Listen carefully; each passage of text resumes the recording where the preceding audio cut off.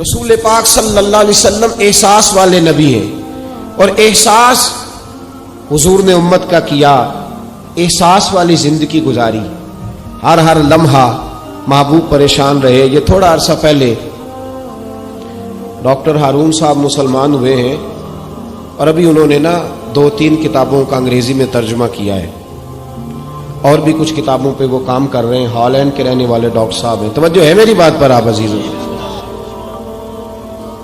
Doctor صاحب کہتے ہیں کہ میں نے یہ سنا تھا کہ مسلمان دہشت گرد ہیں، یہ بم بلاسٹ کرتے ہیں۔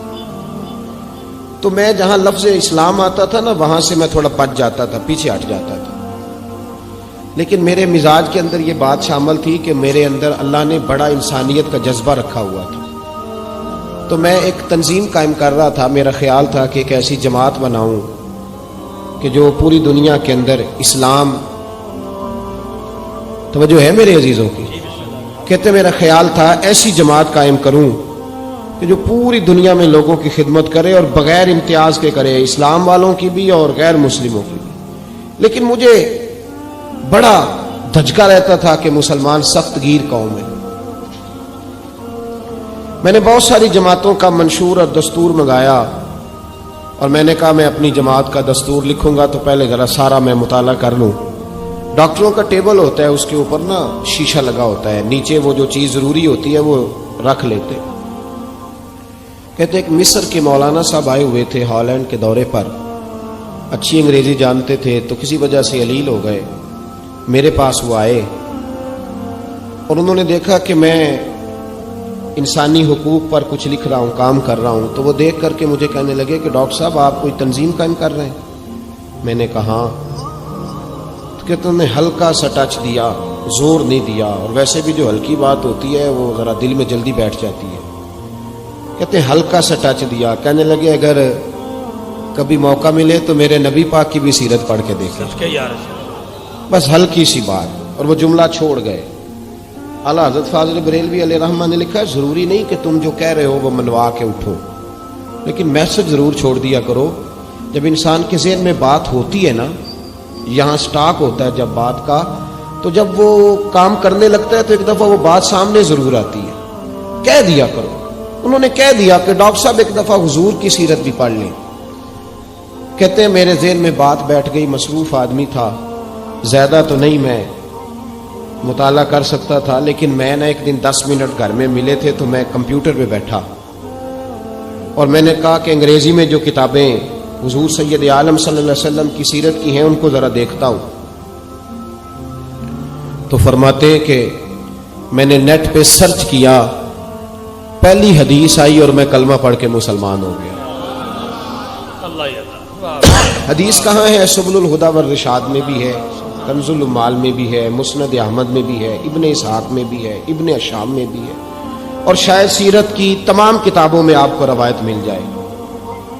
نبی پاک صلی اللہ تعالی علیہ وسلم کی حدیث اور روایت کرتے ہیں حضرت سلمان فارسی رضی اللہ تعالیٰ عنہ، اور ساتھ ہیں سیدنا بلال حبشی رضی اللہ تعالیٰ عنہ۔ فرماتے ہیں ہم گھر سے نکلے، حضور نے فرمایا ذرا جلدی چلو ایک ضروری کام ہے۔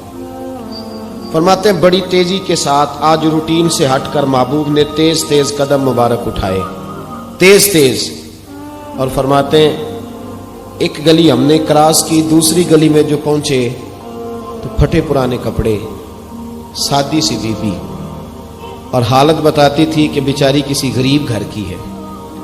وہ سڑک پہ کھڑی تھی اور رو رہی تھی۔ میرے کریم رسول نے فرمایا بلال اسے پوچھو کیا مسئلہ ہے، کیوں روتی ہے؟ تو حضرت سلمان عرض کرتے ہیں میں نے کہا حضور میں پوچھ لیتا ہوں، آپ جائیے، کام بڑا ضروری ہے جو نکلیں، میں معلومات کرتا ہوں۔ تو محبوب نے فرمایا نہیں، اس کے آنسو پوچھنے سے ضروری کوئی کام بھی نہیں، پہلے اس کی داد رسی ہوگی، اسے پہلے پوچھا جائے گا۔ روتے نہیں رہتے لوگ گھروں میں، لوگ گزر نہیں جاتے چپ کر کے؟ کتنے لوگ تڑپتے، کون احساس کرتا ہے؟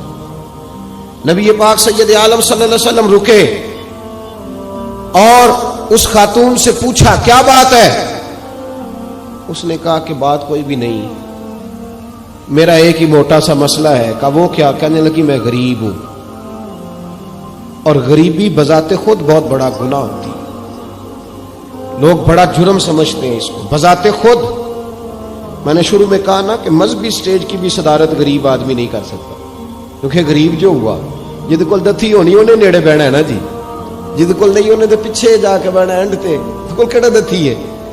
اس سٹیج پہ بھی غریب آدمی کی صدارت نہیں ممکن ہو ہی نہیں سکتا۔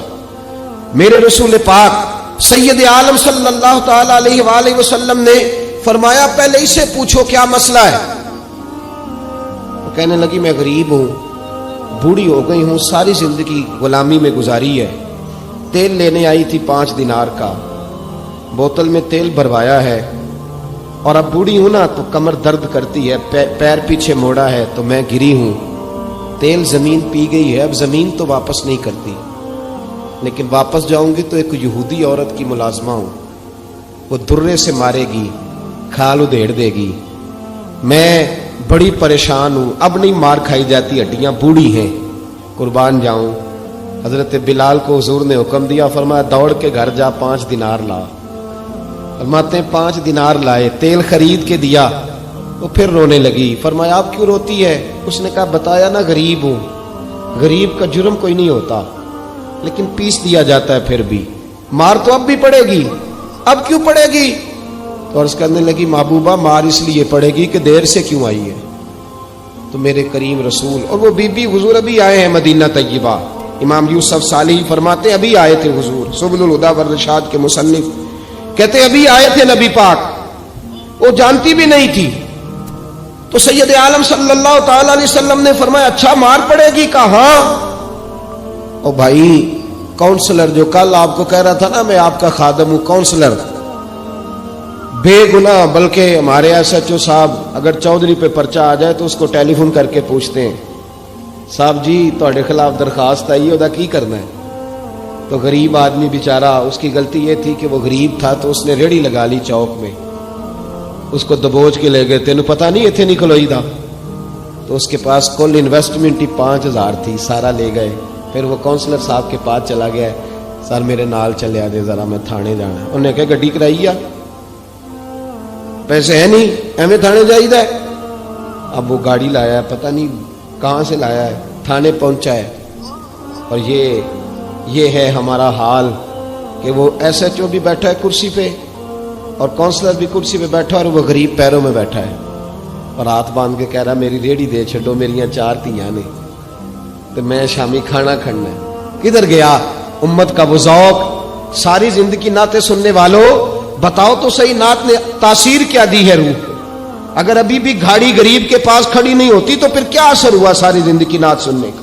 میرے مصطفیٰ کریم سید عالم صلی اللہ تعالی علیہ وسلم نے فرمایا اس خاتون سے یہاں کاؤنسلر ساتھ نہیں جاتا، کہتا ہے کر دیا ٹیلی فون، سویرے 9 بجے پہنچ جانا۔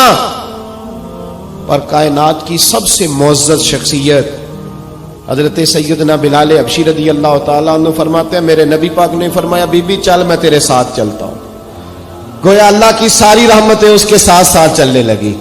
اور آگے آگے نہیں، ساری کتابیں پڑھ لو، وہ پھٹے پرانے کپڑوں والی بی بی آگے آگے اور اللہ کے کریم رسول پیچھے پیچھے، ساری گلیاں اس نے پھرائی، مدینے کی صحرا آ گیا، ایک دروازے پہ دستک دی، سے مالکن آئی، وہ بی بی بعد میں کہتی ہے میں بھی بڑی ڈاڈی تھی، طاقت ہی نہیں تھی میرے سامنے کو کھڑا ہو سکے، لیکن جب میں باہر نکلی تو میں نے نور کے حالے میں لپٹی ہوئی ایک عظیم ہستی کو دیکھا۔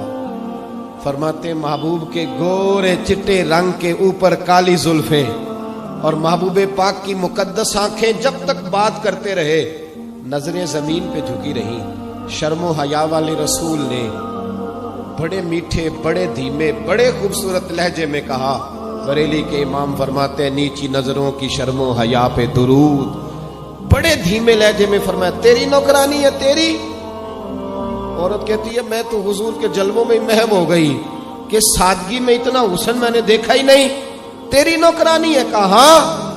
تو میرے محبوب نے فرمایا بیچاری کی غلطی کوئی نہیں، اسے مارنا نا، اس سے تیل گر گیا تھا، نیا خریدتے دیر ہو گئی، رو رہی تھی تو میں سفارش کرنے آیا ہوں۔ وہ خاتون کہتی ہے کسی کی نہیں مانی تھی، پر محبوب کے جملوں میں تاثیر اتنی تھی، ککھ سواد نہیں مشری اندر، اساں کھنڈا بھی چکھ ڈٹھیاں، انہاں ساریاں شیواں نالوں گلاں سجن دیاں مٹھیاں، فرماتے ہیں نبی پاک صلی اللہ تعالی علیہ وآلہ وسلم نے فرمایا کچھ نہ کہنا. کہنے لگی نہیں کہتی، میرا وعدہ رہا، کچھ نہیں کہوں گی. اب میرے حبیب نے پھر نظر اٹھائی اور اس غریبنی کی طرف دیکھا اور فرمایا تو اگر کہے تو میں جاؤں، تو اگر کہے تو میں خود بھیک دے، خود ہی کہے منگتے کا بھلا ہو، تو اگر کہے تو میں جاؤں.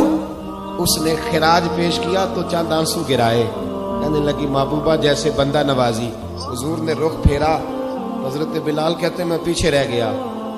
میں پیچھے رہ گیا تو وہ دونوں بیبیاں دوڑ کے میرے پاس آئیں. کہنے لگی بتا تو صحیح ہے کون، یہ بتا تو صحیح کون تھے. تو حضرت بلال کہنے لگی تم نہیں جانتے. جناب بلال فرمانے لگے یہی تو ہیں جنہیں اللہ نے سچا رسول بنا کے بھیجا ہے. بیبیاں دوڑ کے آئی. کہنے لگی محبوبہ دروازے تک آئے ہو تو خالی تو نہ لوٹاؤ، مہربانی فرماؤ ہمیں بھی کلمہ پڑھا دو. ڈاکٹر ہارون کہتے ہیں وہ بیبیاں وہاں کلمہ پڑھ رہی تھی اور میں حدیث پڑھ کے کلمہ پڑھ رہا تھا. بھائی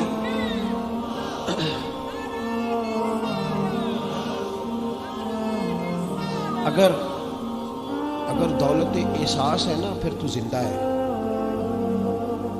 جو زندہ ہوتا ہے اس میں لچک ہوتی ہے، جو مر جاتا ہے وہ اکڑ جاتا ہے. اگر زندگی ہے تو پھر احساس ہونا چاہیے.